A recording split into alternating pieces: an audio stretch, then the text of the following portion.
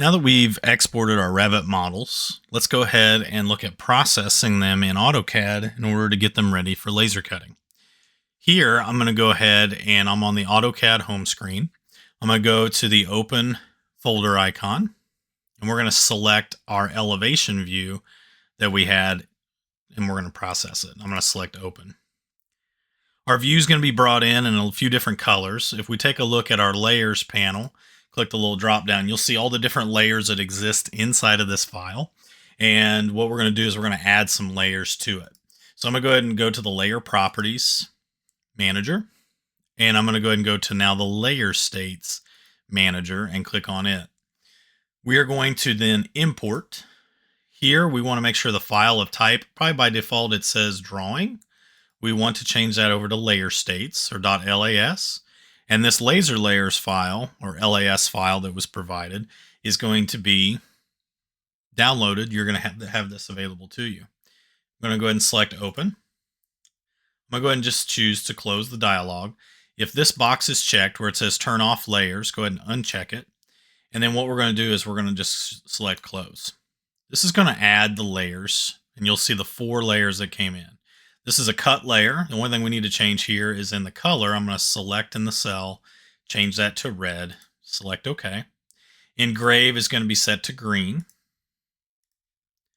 Score is going to be set to blue. And then the viewport will set to black. Now, the only other thing we need to change here is the viewport is going to be the line on the drawing that we need to see, just to kind of know where the boundaries are, but we don't want this to show up on the paper. So I'm actually going to click on the little printer icon till you'll see a little red. When you click that, you'll see a little red minus sign show up. And with that, that'll mean that's a non-plotting layer. So I'm going to go ahead and select the X or the close button here for the Layer Properties Manager.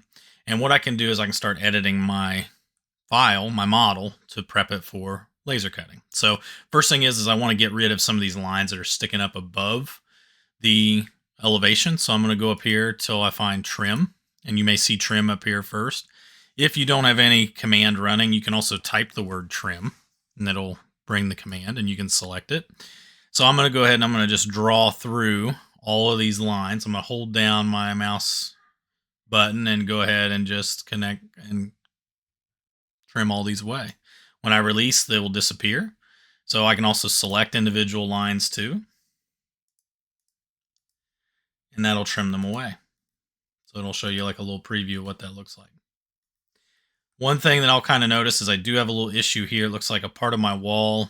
I'm going to go ahead and just trim away this line and this one, this little one. And if I want to, I can go ahead and I can use the extend tool. So I'm going to click the little drop down arrow and choose extend, hover over this line, and it should connect. So if that doesn't work for you, I'll show you here in a way that you can extend lines and everything. But let's go ahead and get the outside lines. You'll notice that a lot of these will kind of be grouped together. I'm going to go ahead and hit escape. So I'll make sure I'm just grabbing the outside lines here.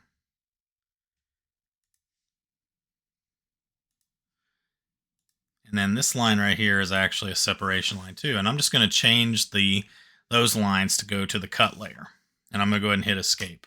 So I don't make those red, and that way that shows that we're cutting this out of the material. I'm going to click the drop down menu, and I'm going to go ahead and hide the cut layer. What we're going to do is the rest of this should be on the score layer. So I'm going to select all these lines and choose score. However, you may see not everything is going to turn blue. And that's because like when I hover over a door, notice how it's not the individual lines. It's like it's all grouped together. So what we're going to do is I'm going to select everything again, and I'm going to go ahead and choose the explode command up here. And that will break it down, all those compound shapes, into its individual lines.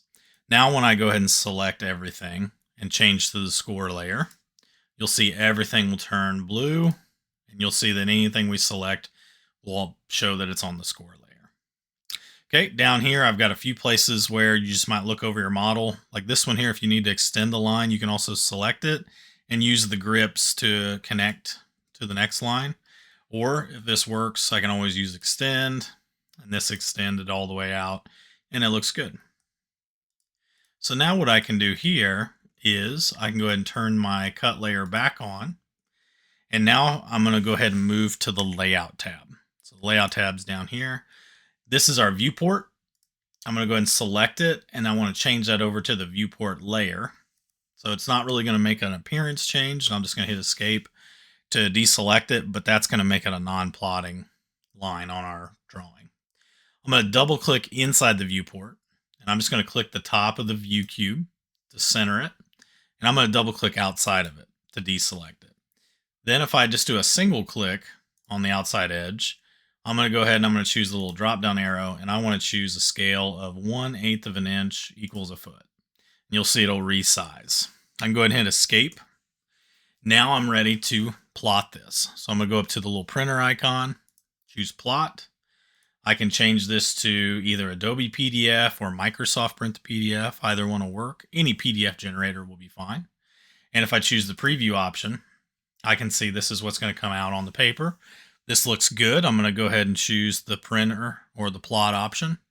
And it's going to go ahead and ask me where do I want to send this. So I can rename this, and probably be a good idea to put your name in there. So that way we'll know whose is whose. And then I'll go ahead and hit save.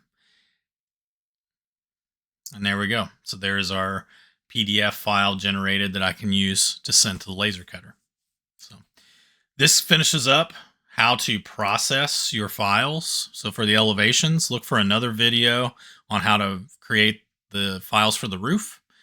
But other than that, we are ready to start processing our Revit models and creating some laser cut physical models of whatever projects we'd like to create.